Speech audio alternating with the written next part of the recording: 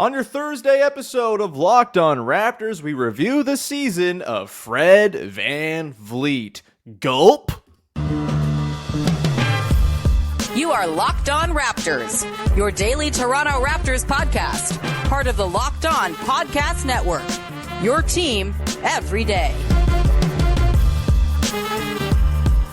Hey, what's going on? Welcome to episode number 1390 of Locked On Raptors, part of the Locked On Podcast Network, your team every day. It is Wednesday, April the 27th. I'm your host, Sean Woodley. I've been covering the Toronto Raptors now for 9 seasons on various platforms. You can find all my work over on Twitter at Woodley Sean. If you're still on Twitter, you can also go to Instagram and follow the show over there. And most importantly, our Discord server, baby. The link is in the description. Jump on in there. We got like 50 Raptors maniacs in there throwing around all sorts of totally unhinged fake trade scenarios. We'll be talking about the Blue Jays a lot, as they seem to be extremely good. And of course, once Zelda comes out in May, we're going to be just basically talking about Tears of the Kingdom and where to find all them shrines, baby. Today's show is featuring our dear pal, Samson Folk of Raptors Republic, as we dig into the season of Fred VanVleet. By the way, please subscribe, do all that stuff. I don't think I mentioned that. Subscribe, follow, rate, review, make my ego feel good, all that. Someone who makes my ego go down all the time because he's just much smarter and handsomer than I am is Samson Folk. Samson, are you ready to talk about Fred VanVleet? I'm sure everyone will take it and be very normal in response to the things we have to say in the next 30 minutes. It is, he's polarized as a person. Definitely, but I'm ready for it, unequivocally. Yes, ready for it in a way Grayson Allen was not ready to take that shot on the last possession last night. Boy, we'll do a whole episode where we talk about how the Raptors are definitely getting Giannis again. That dream's back and alive someday down the line. But we're going to talk about Fred VanVleet for today. Similar format for these review episodes. We got a Discord question coming up later on in the final part of the show. If you want to ask questions that'll be featured on the show, the Discord is the place to go, so go do it. And we'll get into what went not so well with Fred this year. Of course, the big questions about his off-season outlook and what the Raptors are going to do with his free agency. But let's begin positively, shall we? Not a thing that a lot of people think Fred VanVleet even has business like having a segment devoted to, but he is still very good at basketball, Samson, and it's now been, 3 years running where he's basically, you can kind of set your watch almost with, certain fluctuations throughout the season. He's like a 24-7 guy on slightly less than league average efficiency for the most part, but of course brings extreme three-point volume, brings very good off-ball defense, at times good on-ball defense, and then of course there's the three-point shooting. It's not exactly a surplus on the roster, even though he was only 34% this season. He was the third best high-volume guy on the team. So, Samson, positive takeaways overall from Fred's season. Sort of what are you going to leave behind thinking, oh, you know what, that was actually pretty all right when you reflect on 2022-23 Fred VanVleet? The biggest thing would be the pick-and-roll offense. And You could make the argument that this is maybe more to do with Jakob Poeltl, but this is something a lot of people have talked about, and rightfully so. But Jakob Poeltl is the best role man that Fred VanVleet has played with in a really long time, probably since Jonas Valanciunas. Even if, as great as the teams were with Marc Gasol and Serge Ibaka, those guys aren't really rim running, and at best short rolling. There's a lot of pick and pop in there as well. Fred isn't a guy who can typically lead his bigs into lobs and lots of these unbelievable rim running attempts just because he's not extremely bursty off the bounce, and he's also doesn't have a really long wingspan to create these different angles of passing. But what he can do is manipulate off the screen and make sure he can get to that pocket pass to the guy in the short roll. And as far as guys who are short rolling, using their dribble and their steps to turn that into all the way to the bucket, Jakob Poeltl is one of the best, probably top 5 in the NBA. So that pairing meant that Fred's pick and roll offense was really good.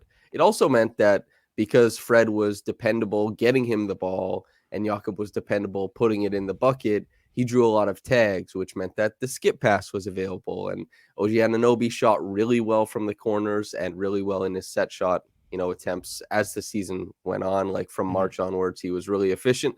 So the Raptors pick and roll offense built around Fred at the end was fairly efficient, and they ended up with technically a better offensive rating than they did last year. So I don't think it means anybody's elite, but it was the longest and most successful pick and roll hub that Fred VanVleet has ever been. Now, there are other holes in his game, which we're going to get to, but that is a positive for sure. And while it only came about because a new guy joined the team, it still came about. And I think that's a positive. And I think it's worth noting as well that he had his best stretch of basketball even during a stretch where the team didn't really have its stuff figured out, like chemistry-wise and floor geometry-wise. And I guess the way to sort of spin this forward is, like, do you think with, say the Raptors do the thing that I know everyone's dreading them doing, but maybe prepare yourself because it's very likely it's going to happen just based on their situation, where they do run it back with most or all of the core guys. Do you envision them being able to milk even more out of that Fred pick and roll operation with more time to sort of, obviously new eyes from a set of, new set of eyes from a head coach who comes in, more time playing together, more opportunity for Pascal and Scotty to find their spots within those lineups? I mean, obviously, like OG, he's going to play anywhere because the shooting is incredibly valuable and he's very good at it. And I don't think him having his best stretch of the season playing off of that Yak Fred pick and roll is any sort of great surprise or anything like that. But, as far as you mentioned, no one's great at anything. Is there a chance it could become something inching towards great as sort of a backbone of an offense? Or are the limitations on Fred, which we'll get to shortly, still too great for, there really be that much of a ceiling with the way the Raptors ran their offense down the stretch? I think that they found the ceiling with that style of play. And that's not like everybody on the roster has limitations of their own. That style of play is more limited because Pascal and Scotty don't shoot as well from catch and shoot three as they should. That would help, obviously make that into a more dominant style of play if you had better shooters around it. But also Fred doesn't pressure the rim with it. He doesn't bring as much pressure to the rim as typically you would like in a classic pick and roll situation, which creates opportunities for laydowns to the dunker, more open shots to the strong side corner because you get digs from there, and also lob attempts and just layups in general. All that kind of stuff is not really super present in Fred's game, and I think that means that you can't keep scaling it up infinitely. What Fred did was shoot well from the mid-range, like really, really well, like one of the 7 best pull-up mid-range shooters in the NBA last season. He did that as a counter. His pull-up three was, despite his 3 overall not being very good last season, his pull-up 3 was at very least good. 34% on high-volume pull-ups from downtown is really good. If Pascal did that, everyone would be extremely happy. But the pick-and-roll offense, I think it has to be more so about, it's going to be less about finding like the one guy who's uber efficient, and it's going to be about giving not only Pascal but Scotty opportunities in that role and trying to toggle them effectively based on matchup. I think that's more so what it is. But I don't think there's like a massive ceiling for the Fred led offense as far as a pick and roll hub or something like that.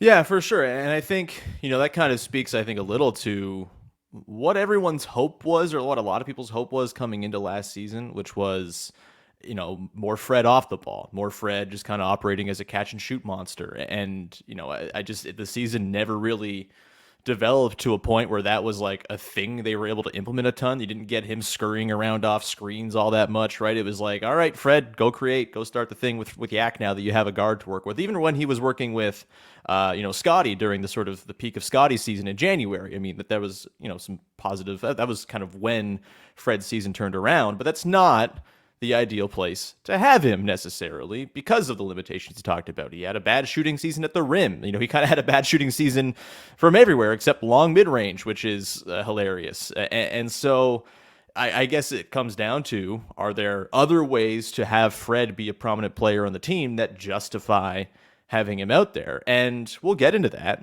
Ultimately, for me, sort of my 10,000-foot takeaway is all the polarization, all the bad vibes talk, all the shooting slumps and the crooked shooting nights you still look at it, and outside of Jakob Poeltl, who played 25, 26 games for the team, and Christian Koloko, who was a bit part on this team, Fred VanVleet drove positive play better than anybody else on the roster. They need what Fred does to be competitive, to be competent, to have any sort of direction when they're on the floor.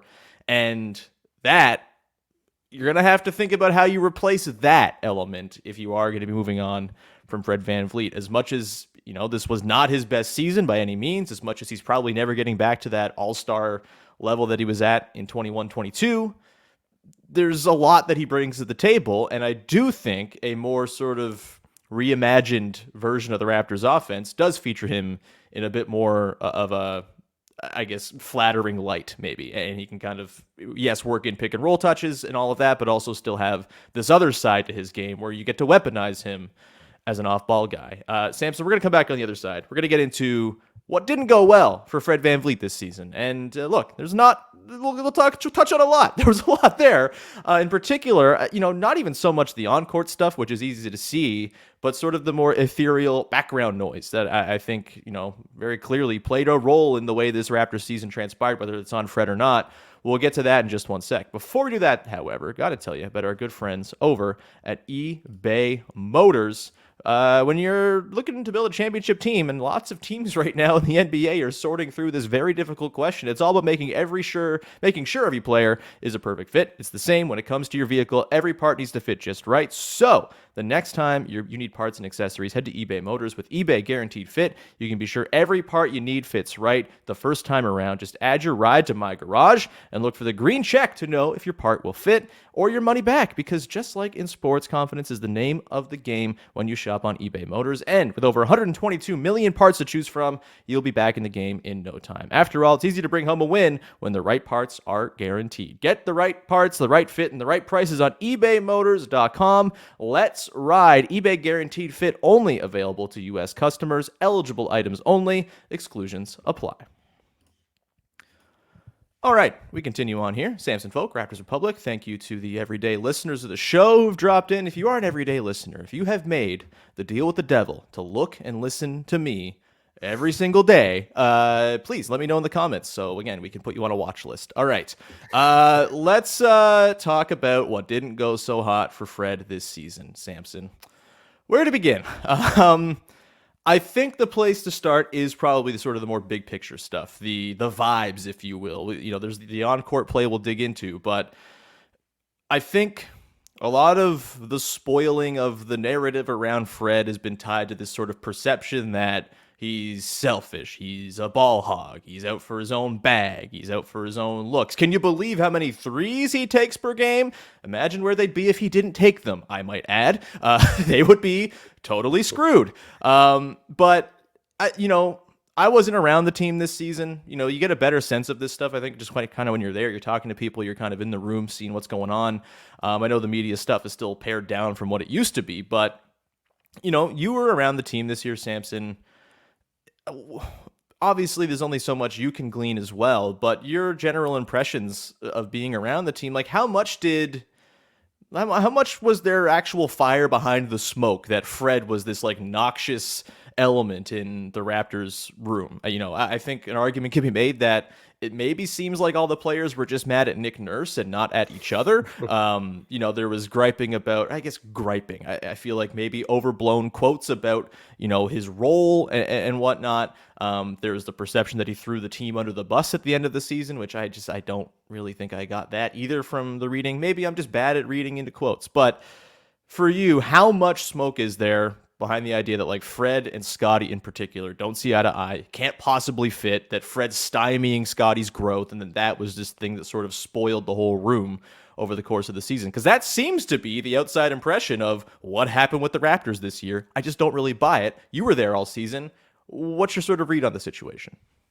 There was definitely smoke, and I think it made more sense that everybody, once Nick kind of openly talked about it and the Raptors made that decision, that everybody kind of said oh, that's kind of where it was.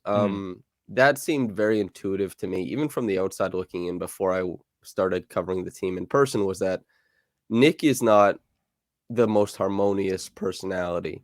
And I think that's where a lot of the smoke was coming from. As far as Fred and Scotty in particular, there's certainly, you can glean stuff from how they interact on the floor. And also there's like times where Scotty will, he'll be upset that Fred missed him on a play, or that Fred holds onto the ball to pursue another avenue. Fred, less so on court, persona, more so off court commentary throughout the season, thinly veiled shots at particularly OG and Scotty about his role. And those types of things you really don't want to see happening. But also I think that's like the extent of it. You know what I mean? I don't think it got any bigger than that. These guys aren't, constantly shoving each other in the locker room or getting into, tiffs in the hallway or anything of that sort. And, the team isn't in the family era anymore, and they're not in the best friends era anymore. It was segmented. Bring back Amir Johnson, please. Yeah. it was segmented last year, and who hung out with who, and there were some peacemakers and there were little cliques and stuff like that. And I think it'll be up to the Raptors to try and fix that into next season. And yeah, Freddie and Scotty are now part of the same locker room clique. And you know what?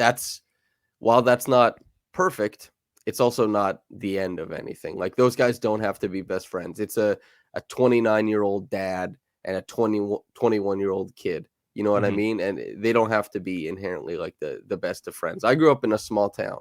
I saw plenty of oddball relationships between like the 38-year-old guy who had a nice truck and the 22-year-old guy who was like, got back from the oil fields and was like, who do I drink with in this town?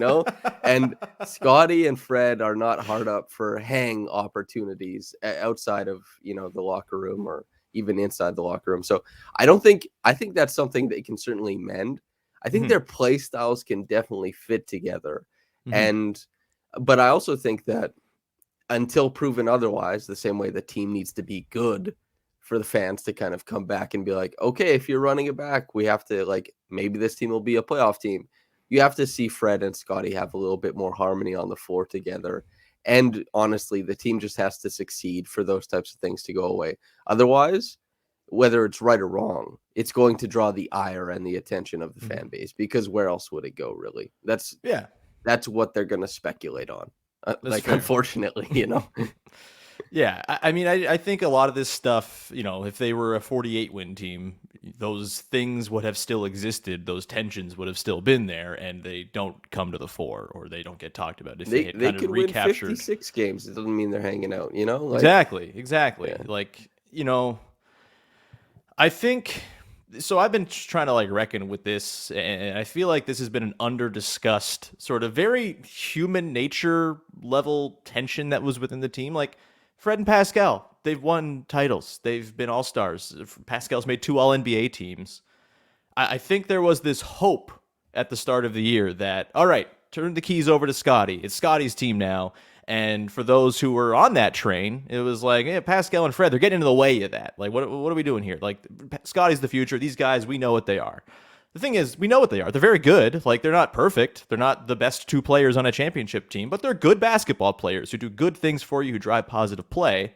And Scottie Barnes, for all the good he does, we talked about it on yesterday's show, like, he still struggles with the waxing and waning effort, consistency. He talked about his own conditioning at the end of the season, and he's just simply not the shot creator and the half-court offensive hub that Pascal can be and that Fred has been. Like, he's got moments, and like I said on yesterday's show, the everydayers will know, like, when he hits that ceiling, there's no one on the team who's as just forceful and brutishly dominant as Scotty, but he doesn't do it all the time. And so I understand why Fred and Pascal might be sitting there being like, what, we're going to hand this guy, make him the heliocentric dude on this team? Like, no, that's not how this works.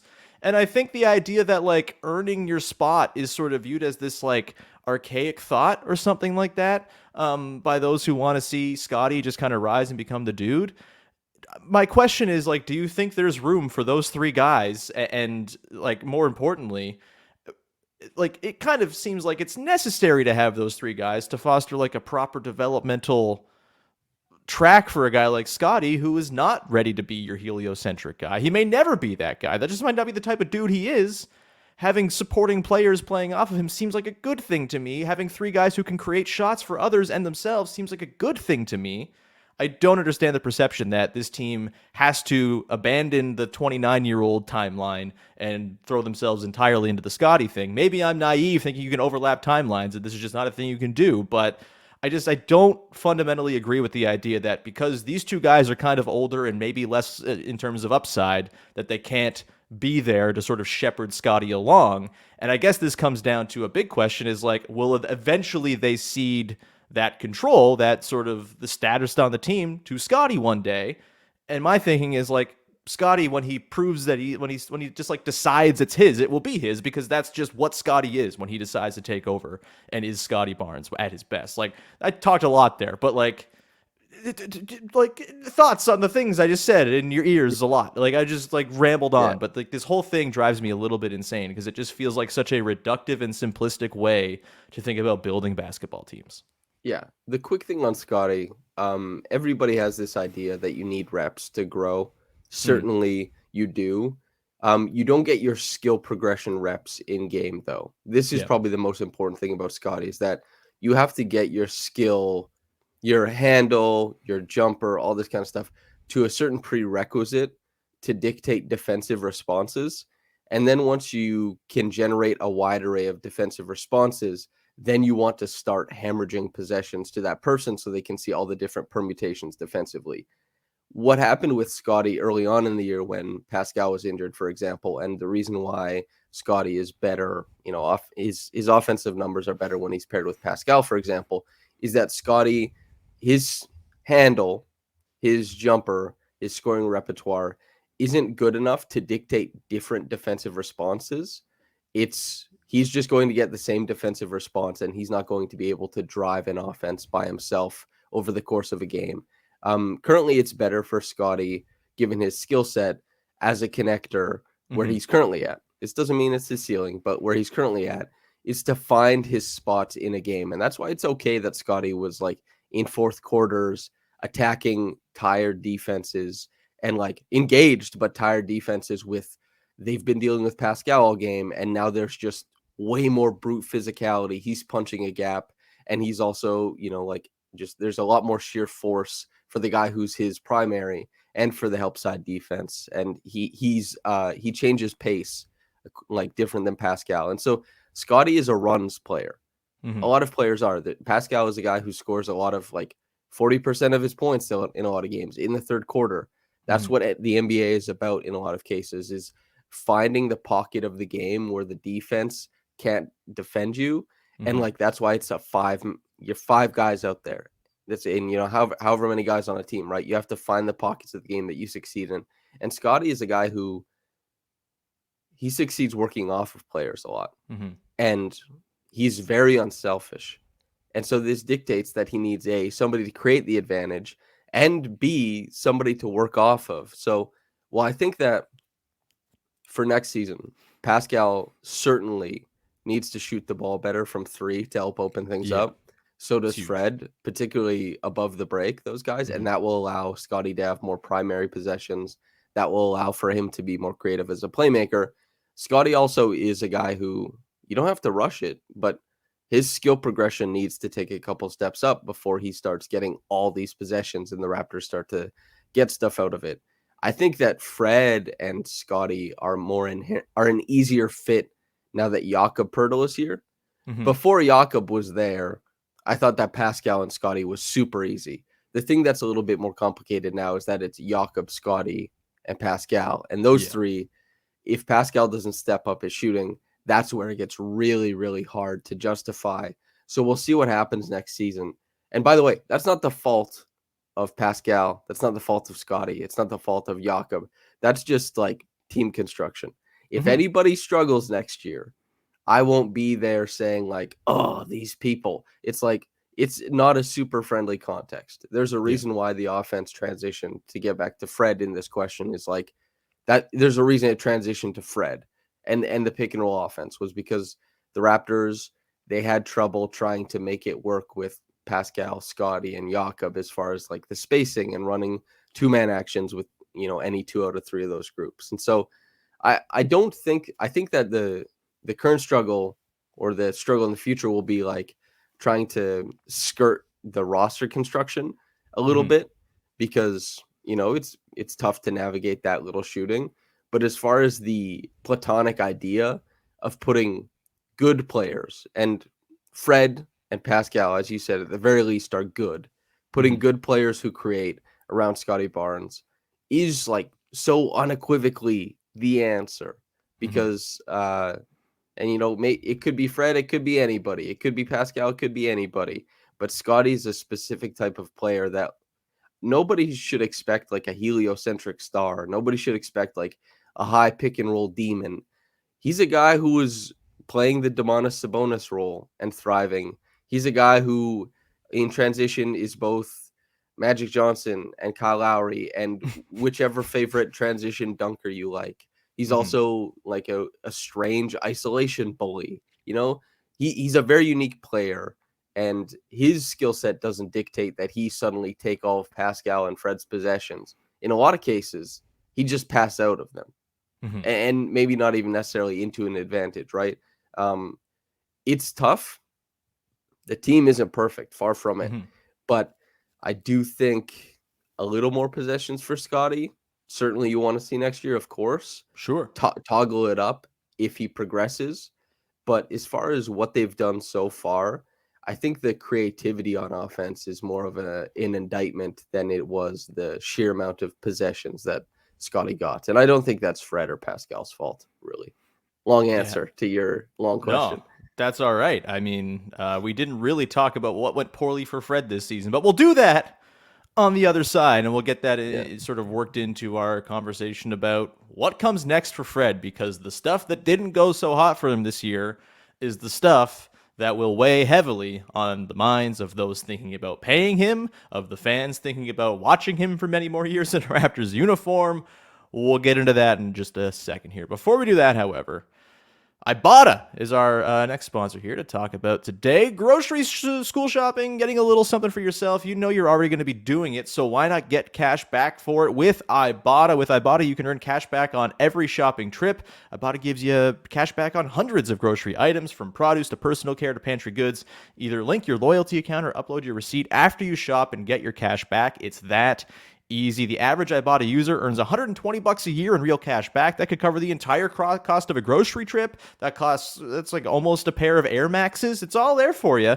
Right now, you can earn cash back on hundreds of online brands as well, and retailers too, when you start with Ibotta, including Lowe's, Macy's, Sephora, Best Buy, and more. Right now, Ibotta is offering our listeners $5 just for trying Ibotta using the code LOCKED when you register. Just go to the App Store or Google Play and download the free Ibotta app to use the code LOCKED, L-O-C-K-E-D. That's Ibotta, I-B-O-T-T-A, in the Google Play or App Store. Use the code LOCKED.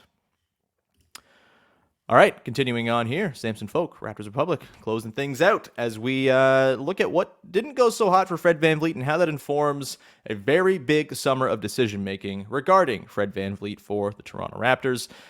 For you, Samson, what was your sort of biggest negative takeaway from the season for Fred play-wise? I mean, there's obviously the drop-off in shooting, the concerns about durability that I think kind of were quelled a little bit in the back part of the season, but certainly were very much there as he looked like a busted man for the first couple months of the year.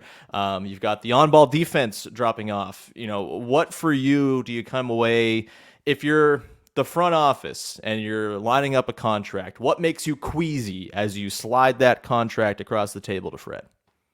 The defense, for sure. Yep. I think that good guard defense. I know the Bucks just lost, obviously, but Drew Holiday, they won a championship while also being able to live through very inconsistent Drew Holiday offensive performances, because he's just so great at the point of attack. And while Fred has never been Drew's level, you can find some of the analytics that used to like Fred defensively a lot, or the same or more than Drew, but I didn't think that was ever true. Point of attack defense is extremely important. We see it with OG Anunoby in the past. We've seen it with Fred, that if he's sticky at the point of attack, it can really help move teams into the back end of the shot clock. It can help move them off of their primary actions. And Fred this season, there was 3 or 4 games where I saw that happen. Right. And that's for what he played between 60, 70 games. that's not a lot of games as far as like being the guy who kind of disrupts a game plan, and in fact became a guy who, man, the Raptors were hiding in certain games. That's a really stark contrast, and it's poignant that this was the first year in Fred's career that the team was worse defensively with him on the floor. It was marginal by the end of the season. Jakob Poeltl helped a ton because Fred has good instincts as a defender, and a lot of the time knows where to be. And if you have a big and high dropper at the level who's containing things, Fred's woes at the point of attack aren't as big a deal with Poeltl there. But that's not Fred's improvement. That's Jakob's kind of safety blanket. And Fred, he lost a lot of his ability to contain point of attack defenders, and it dropped off a massive, massive amount. And that helped, buoy a lot of even when Fred, I know fans, they like to pay attention to his field goal percentage a lot. When Fred is shooting 38 to 40% from the field, a lot of the things that made that feel like it wasn't as big a deal was that he was giving you elite defense on the other end and just insane levels of impact. He still had positive impact this season, but I can't imagine what it would have been if he had a regular Fred VanVleet season on defense. And I don't think he gets back to that. I think offensively, he's still going to be like a good offensive player as we keep going into the future. I think that there's things he can improve on. I think the shooting can come back around. But I think that the defense is certainly the most disappointing aspect, and I don't view that as coming back around, honestly. Yeah, I mean, he's still got the off-ball instincts for sure. But yeah, the point of attack stuff, not great. It was particularly a problem when there was no backline rim protection, as you alluded to there. And I guess, it comes down to, I think it all boils down to Fred is good. He's also very flawed. And how do you build the team around various players' flaws? Because guess what? Every team has players with flaws. There are no perfect basketball teams now that the Warriors with Kevin Durant don't exist anymore. There's just, you have to bake in flaws and overcompensating for them into how you build your roster. And I do think bringing in Jakob Poeltl makes it so, plenty of teams survive with less than ideal point of attack defense from point guards. That said, he's not Steph Curry. He's not De'Aaron Fox on offense. And so it's harder for him to outweigh the drop-off defensively if it is what we saw this year. And hey, he's older. The minutes pile up. I can get on board with the idea that he's never going to be the same all-defense flirting point of attack defender ever again. Do I think the off-ball stuff will still play? Yeah, that feels like more instinct-related and all that. And he's got all that kind of in his bag. But you bake in the drop-off on defense, the shooting, which I feel like felt more team context related than, I think like a death knell for his stroke or anything like that this year. Maybe I'm wrong. Maybe this is step one of the decline and it's all downhill from here. But you factor in those elements. You factor in the fact that he's incredibly important to how the Raptors currently operate. We talked about the on-off differential, all that. The Raptors were really, really bad when he wasn't on the floor. They had a really hard time, creating offense. They had a really hard time looking organized and looking like a sensible basketball team. It all leads to the question, what do you do this summer if you're the Raptors front office? Do you line up a big fat contract and say, you know what, you're our dude, we're going to take care of you like we tend to take care of our guys, and we believe in you? Do you look for an upgrade?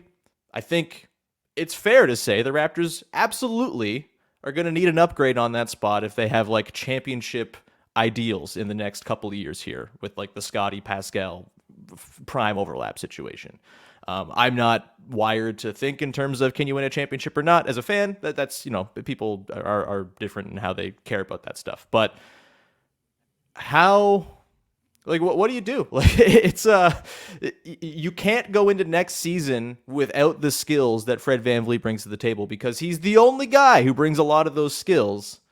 You don't have a first-round pick next year. It's top 6 protected. You are banking on being good next year. I think it would be basically malpractice if he walked for nothing and there was no replacement brought in. And I don't know, looking around the league, if there's like a clear, that's the guy you target to replace and upgrade Fred VanVleet this summer. to me, this feels like it's headed towards he's sticking in Toronto. I guess the question is for how much, and is that the right call as far as like team building goes for the Raptors? Yeah, I think you make sure. I wouldn't be opposed to them trading Fred if it means that they're kicking the can down the road and they're moving towards a younger team.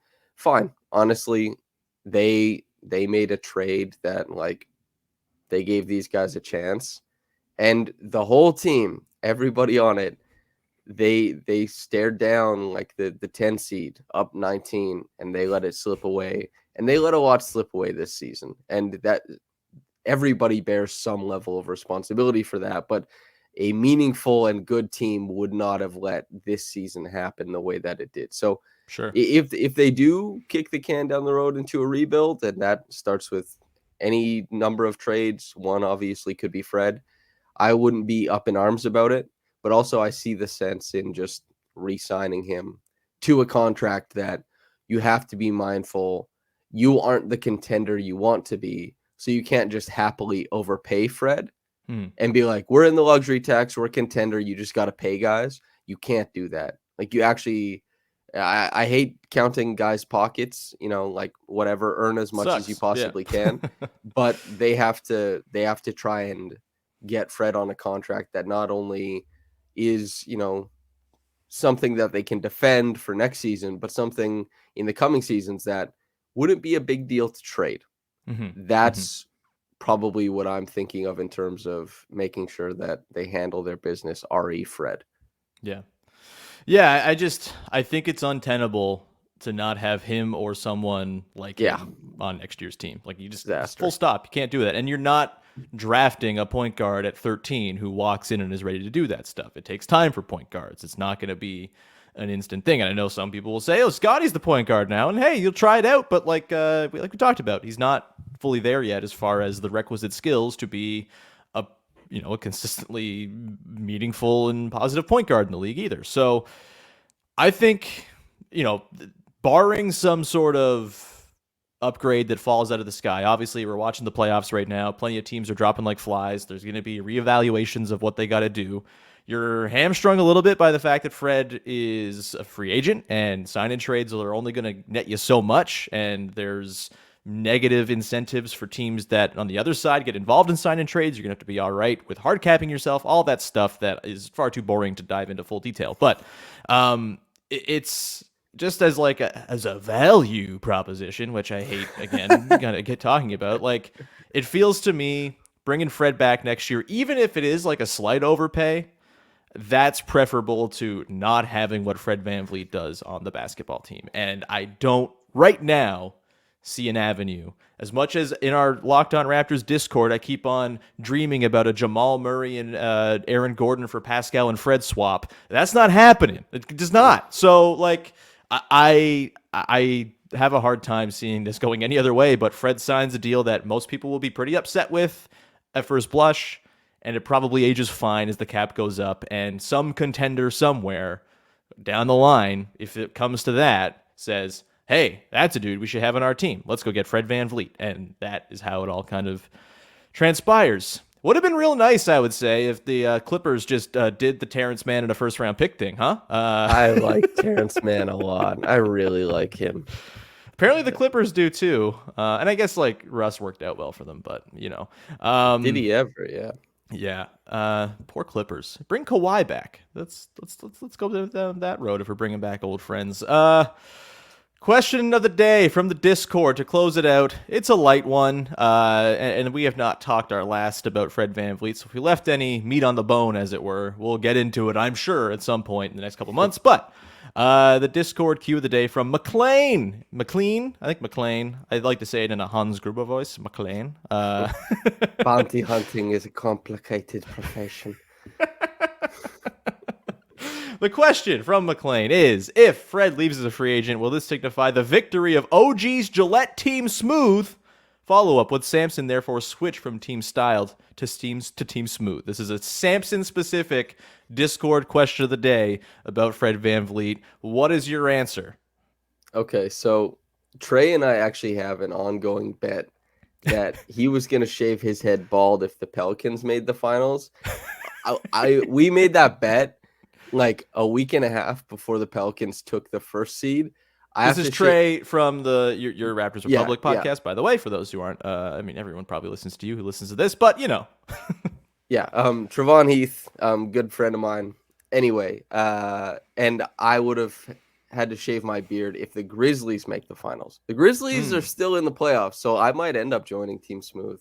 I was Team Smooth for different parts last year, except I had a mustache because I don't know, I crave identity outside of myself, and I find it in the change of my facial hair at times. But I could be Team Smooth for a time. Yeah, I think that makes sense for me. That's a very thoughtful question, though. I'm glad my facial hair is on the mind of people, even if it's spurred on by something. I told you, the Locked On Raptors Discord, it's unhinged in the best kind of way. Just talking about all the facial hair situations for all of the Toronto Raptors media folks. Blake Murphy's up next. No, his beard's the best one. He does have a really great beard, yeah. Mine is like you and I both have we have good beards. We have beards. Yeah, I got like a dirtbag beard, but like it's a kept dirtbag beard. Yeah, people would be like, that's a beard. They wouldn't kind of police us over it and be like, it doesn't connect here or there. But Blake's is like a big old lumberjack daggone thing, Yeah. And I don't know who else. Well, Michael Grange did during the pandemic, I suppose, but that's not really his bag anymore.